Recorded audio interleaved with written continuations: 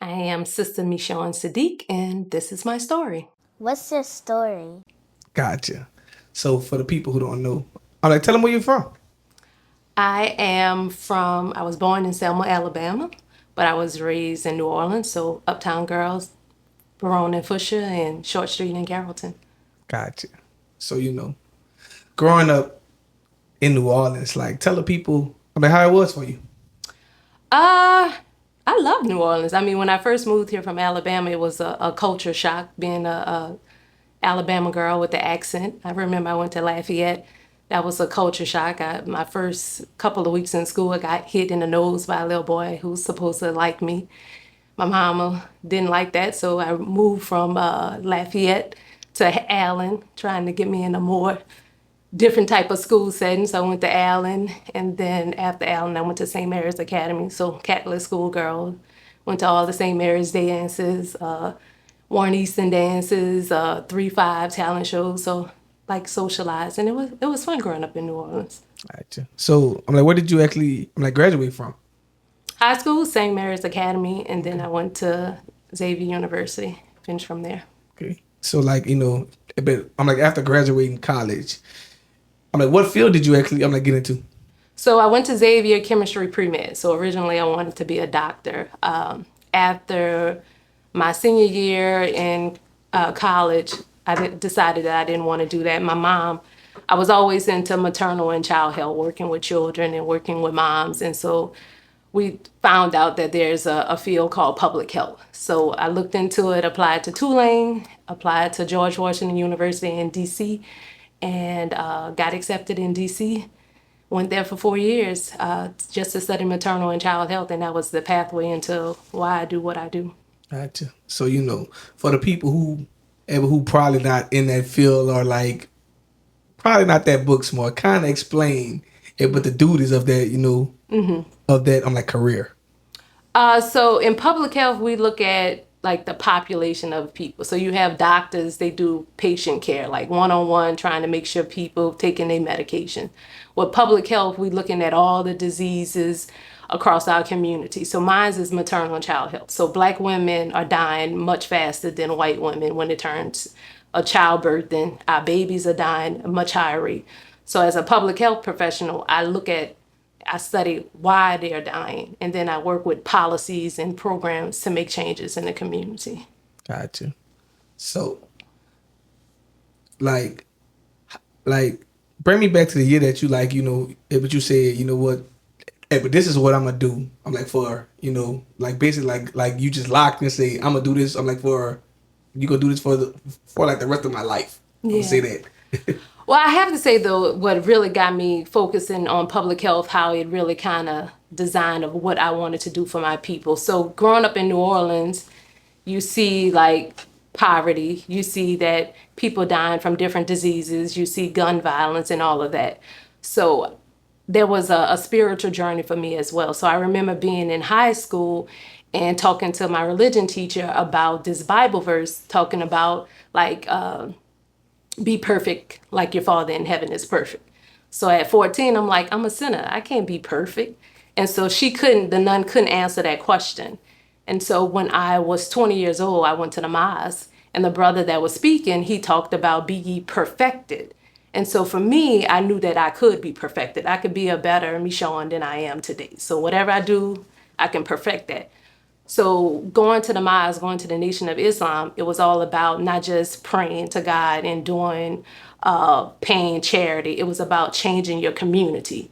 So once I got to the mosque, and it was like they felt the same way that I feel, that it's not just my life, that I have to do something to give back. And so the education kind of locked into that. So I can help my people. I understand maternal and child health. So I got locked in on this is how I give back to my people.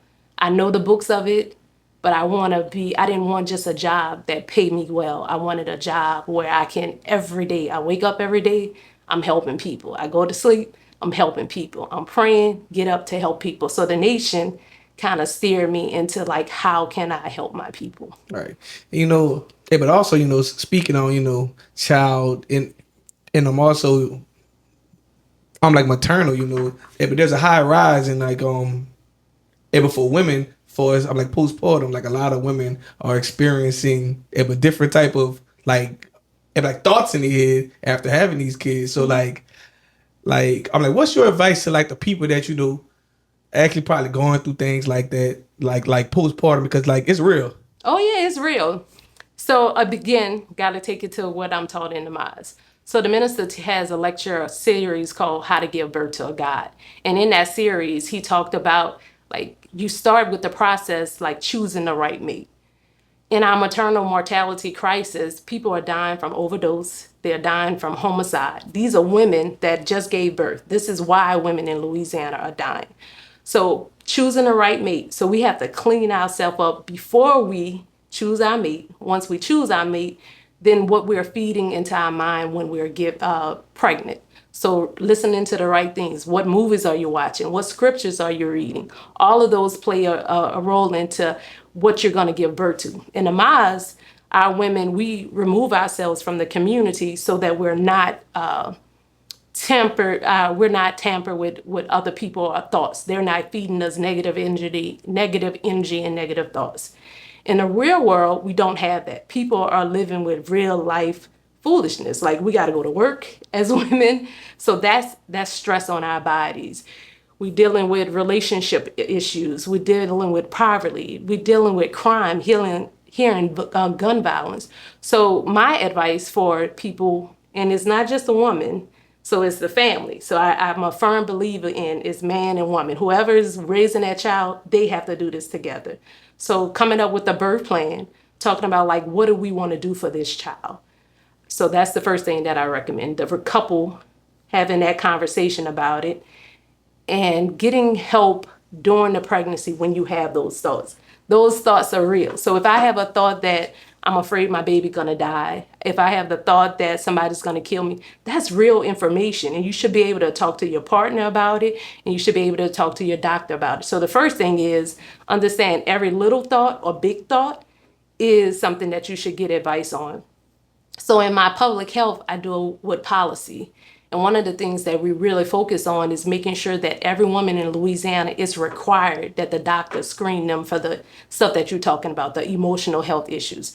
We had a powerful testimony of a woman presented well, going to her doctor's office, and the doctor didn't screen her for anything. At the end of the visit, she told the doctor, well, I feel comfortable with you now. I was actually about to drive me and the baby over the Causeway River, over the Causeway Bridge. So it's real stuff. So I think partners should identify if something is just not right, like the person is not getting up and getting dressed, they're not eating, they're not bonding with the baby. So let them know.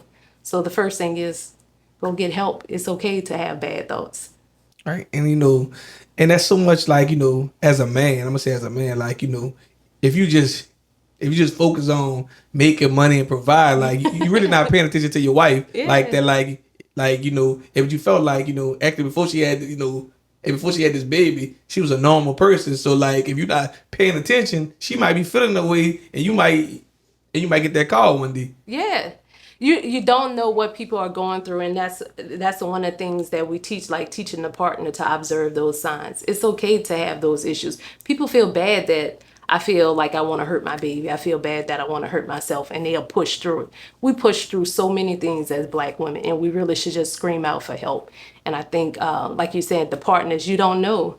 Like we want to make money. Like I don't focus even on something else right at the moment. Yeah. So like you wouldn't fully know actually you know, you would know until the person actually tell you or like something happens. Yeah. And like probably that's too late. Yeah, and sometimes we think that we're okay because we're taught to be okay. We're taught to just deal with life, like suck it up. But it's okay to not be okay. And I think the system that we live in, it builds this kind of society where women have to go back to work after 2 weeks of having a baby. Like our bodies are not even made, our mental is not made to just go back into the world like that.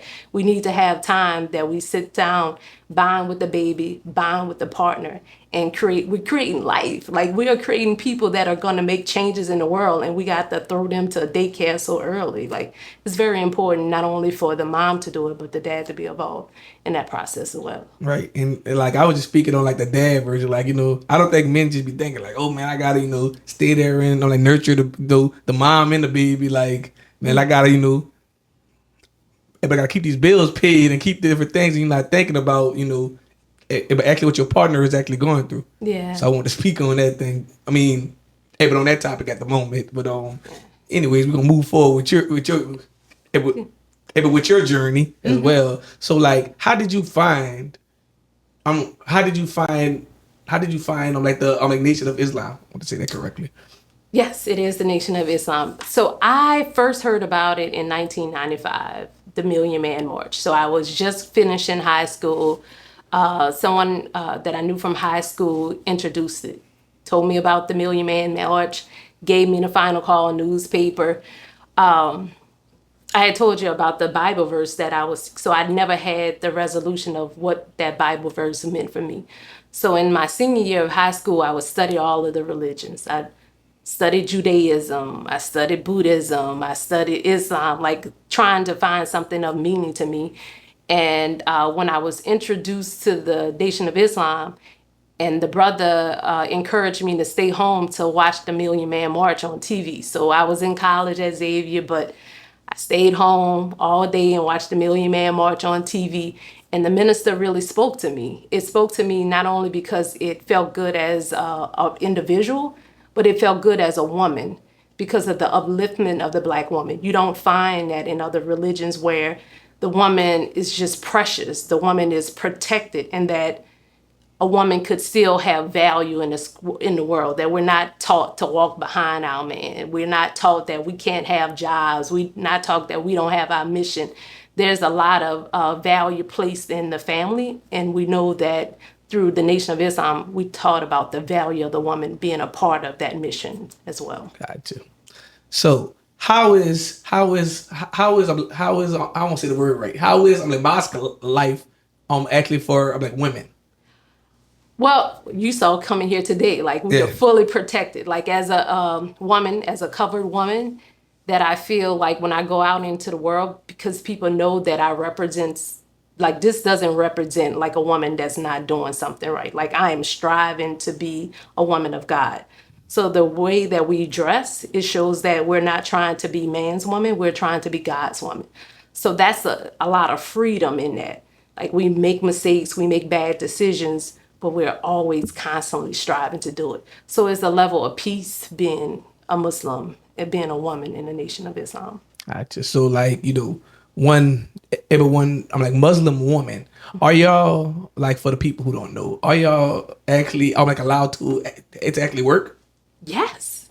Like, yeah. For the people who don't, Yes. people don't know, So the minister teaches us that the home is not the woman's place, but it's her base. So we have sisters that are homemakers. So they homeschool their children. They master the science of sewing. They master the science of cooking. They master how to take care of their husband. So that is their sole job. And I admire those women. They have a mission in the things that they do as well. But as I told you, my background is public health. So I have a master's degree in public health. I've done all of these trainings.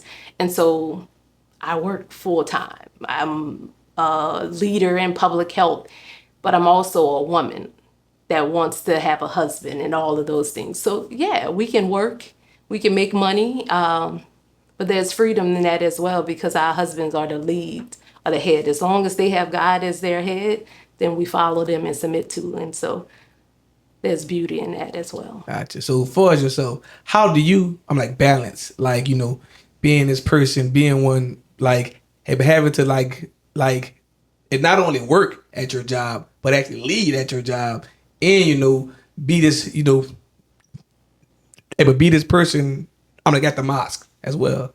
Because I love it all. So I find time for it. So time management is important. So waking up early, making my prayers and having a schedule of what I'm supposed to be doing in my life. So I'm mission driven. So the mosque life is an important part of who I am. Being a mother is an important part of who I am.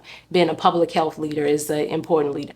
I'm not sure if I have the quick balance of it all, because once I get balanced, then something else is added onto it. So it's a constant struggle to make sure I'm doing the things that I enjoy doing. If I don't enjoy it, then I'm not doing it. So time management is important, and understanding that I have a mission as a woman, and all of those things that I mentioned are a part of my mission. My mom's life, being a mother, and being a public health leader. So, I want to ask this question, but I want to ask it right. So I'm going to ask for the women who watching this right now, what can you say is the difference from one like Baptist church and like the mosque, if the nation on church as well, because some people but might be thinking about, I'm like converting over, switching over, but they might not fully know, I'm like the difference. So, I want you to kind of, I'm like explain that. So the Minister Farrakhan, when I say the minister, I'm saying Minister Farrakhan, teaches us that a good Muslim is a good Christian. So whenever you see one, you shouldn't be able to identify. So I would say the difference, because I grew up in a Baptist religion, the expectation as a Muslim woman is to expect to live by the law of God. That we are expected, whatever those restrictive laws are, that we abide by those. And then also we protect ourselves from going in ways that might not be right. So going to clubs, we don't do that type of stuff, but we have fun. Like we dance, we have a good time with each other. We do all types of stuff within the restrictions of what our law is. We don't do too much intermingling with the sexes. When we are courting, we have chaperones, and there's beauty in that. So you get to know a person for who they are as opposed to jumping into bed with them. So the difference is, like, we want to live according to God's law, what's in the Bible and what's in the Quran, and we set up our mosque life to support that.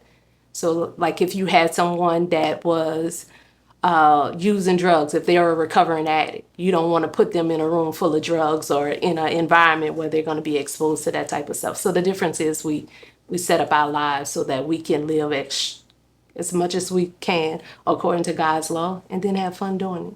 All right. So, I gotta actually gotta joke. This bring me to, actually, I'm like dating someone actually with one, I'm like chaperone. Like, I wanna know how was that? So we go on courtship dates. Okay. It's called courting. So you only go into a courtship if you're interested in being married. So we don't play games with each other. We don't just go on dates because it's fun. We want to look into each other's eyes and hold hands. So the courtship, we liken it into like going to court and bringing forth your evidence. If you say you're a nice person, if you say you're a charitable person, we need to find all that evidence to support that you are who you say you are. So it's fun. There's relief in it because you know that you all have the same purpose. Like we both want to get married. We both don't, because sometimes when you're dating people, you don't know what their ulterior motive, just to get you in the bed. With courting, like our intentions are to get married. And the beauty of it is that courtship can end two ways, marriage, or you decide to go your separate ways. But you're still brothers and sisters. So that like we just courted. I'm still your brother. I'm still your sister. We can go our separate ways. So there's a peace in knowing nobody have to be emotionally attached. Because once you get in the bed with someone, you're emotionally attached. And so now we beefing because you left me after I gave you my stuff. Beefing. Yeah, you're beefing. But with courtship, like we kept it clean. We did a clean courtroom case, and we decided we're going our separate ways. And so it's basically, and you got to be, who you saying you are. Yeah, you're going to do that. You got to be truthful, because if you lie, then it's going to come out. And then we're going to really be beefing if you're lying and find out you ain't who you say you are. So being truthful. But, you want somebody to accept you for who you are. If I can get a little rowdy, you want to know that before you marry me. And if you don't want a rowdy person, then you just go your separate ways. But you might want a little rowdy person. So, okay, I like that. So let's go forward. So being truthful, because nobody wants surprises once you're married. Gotcha. So, being one, a person in health as well, I want to hear, what do you enjoy most about it? And, what do you actually, dislike about it? What I like about it, because this is my way of giving back. Some people do juvenile work. Some people do economic development. So what I like about it is that I can see a change in the people that I serve. So I can see the numbers of like the breastfeeding rates getting better, infant mortality getting better in our community. What I don't like is the funding aspect of it. Because when you go into public health, you're not going into it because you want to be a millionaire. You're going in it because you want to serve people. So you have to depend on grant funding. You have to depend on people giving you donations to do the work. So that's the hard part, that you got to sell it and people have to do kind. Like, I'm not going to give you a $500 donation. I know that it takes millions to change our community, and finding those investors that really want to believe in the work so that over time we can see the change. Gotcha. So, like, what's your advice to what's your advice actually to one a young woman probably watching this interview thinking about like falling behind and behind you as well? Making sure that you want to do it for the right reason. And so most people that are doing this pathway are doing it because they're going to get education. So getting loans, you got to be mindful of like what schools you choose, like how you're going to pay for the schooling. That it is a rewarding job to work with women and to see the benefits of a woman giving birth and living through that. So I would say find your mentor, be passionate about what you work, be driven about it just as you would if you were doing any other career. It takes a lot of drive to do this work. Gotcha. So tell us actually, I'm like, what's next for you? To find those $1 million donors. So I have a lot of dreams and or a lot of goals that I'm working to accomplish, as far as making sure that New Orleans is a place that women can birth in an environment that it is free, that it is safe, that it is calm. So what's next for me is finding that donations, getting my daughters to the next level of their life, and yeah. Gotcha. And also, last but not least, tell the world actually, I'm like, what can you find you on social media and everywhere else? So we're on at MGT New Orleans. That's Muslim Girls Training New Orleans, and at mosque_46. And then personally, I'm Sister Meshawn. What's your story?